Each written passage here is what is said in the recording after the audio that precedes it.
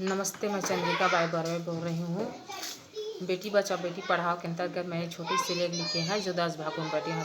तो मैंने आप लोगों के सामने 7वां भाग तक प्रस्तुत कर ली है और आज मैं आप लोगों के सामने 8वां भाग प्रस्तुत कर रही हूँ। गलतियों को और अपराधों को बढ़ावा देने के जिम्मेदार हैं। आप लोगों ने देखा होगा कि कैसे लड़कियों को लड़के बीच रास्ते में या ट्रेन में या फिर किसी प्लेन में छेड़ते रहते हैं और गलत हरकतें करते रहते हैं।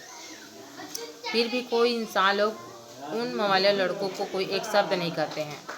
सब लोग वहीं पर खड़े खड़े या बैठे बैठे तमाशा देखते रहते हैं और कैसे सब लोग मज़ा लूटते रहते हैं।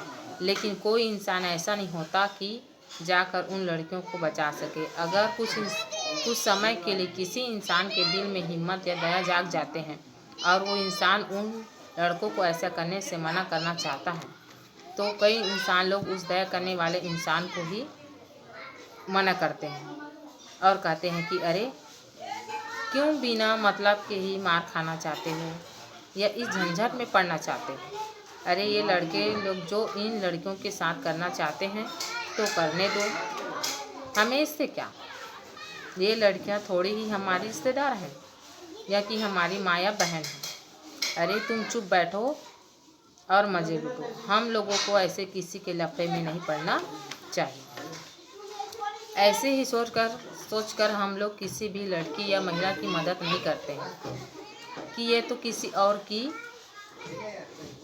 माँ बहन है, ये तो किसी और के घर की इज्जत है। लेकिन हमारी यही सोच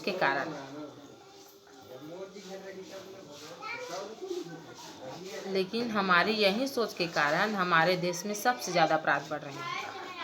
इसीलिए तो हमारी माँ और बहन कहीं भी सुरक्षित नहीं है। लेकिन इन सब की जिम्मेदार कोई नहीं है। सिर्फ हैं तो सिर्फ हम खुद हैं। गलतियाँ सिर्फ गलती करने वालों की नहीं होती और अपराध करने वालों की नहीं होती। गलतियाँ इसमें हम सब की भी होती हैं, क्योंकि हम गलतियाँ या अपराध करने वालों को नहीं रोकते। हम सब के वहाँ मौजूद होने पर भी सरेआम लड़के किसी भी लड़कियों के साथ बदतमीजी करते रहते हैं और हम लोग वहीं पर खड़े होकर या आराम से बैठकर तमाशा देखते रहते हैं। हमारे इन्हीं सब गलतियों के कारण आज हमारी माँ और बहन बेटी की आबरू लूट रही हैं। हमारे ही गलतियों के कारण आज लड़कियां अपने आप को कभी भी सुरक्षित नहीं समझते हैं। हमारे ही कारण आज हमारी बेटियां आगे नहीं बढ़ पा रही हैं।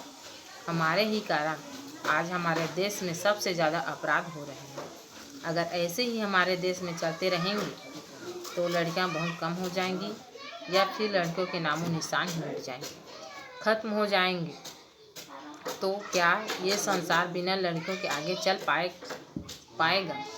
क्या ये संसार खत्म नहीं हो जाएगा? क्या लड़के रहने से संसार दुनिया आगे बढ़ पाएगा? ऐसा कभी भी नहीं हो सकता। न तो लड़के के बिना ये संसार आगे बढ़ पाएगा और न ही लड़कों के बिना। फिर भी हम लड़कियों को कोई समझ नहीं पा रहे हैं। क्यों हम लड़कियों को एक खिलौना समझते हैं जो कि किसी भी लड़की के आबरूओं को खिलौने की तरह खेलते रहते हैं? क्यों हम किसी भी लड़की और महिलाओं की इज्जत नहीं करते हैं? क्यों हम किसी भी महिला और लड़की को अपनी माँ बहन की नज़र से नहीं देखते हैं? अब हमें कभी ऐसा नहीं करना चाहिए। हमें सब की माँ बहन बहू और बेटी को अपना समझना चाहिए। तभी हमारे देश में ऐसे अपराध कम होंगे और हमारी बेटियां सुरक्षित होगी। बेटियों पर होने वाले अपराधों के जिम्मेदार हम समाज के लोग हैं। बेटियों पर अपराध होते देख नज़रअंदाज समाज के लोग करते हैं। बेटियों पर अपराध होते देखकर उसके खिलाफ हम लड़ेंगे, तभी तो बेटियां बेटों की तरह विकास के पथ पर बढ़ेंगे।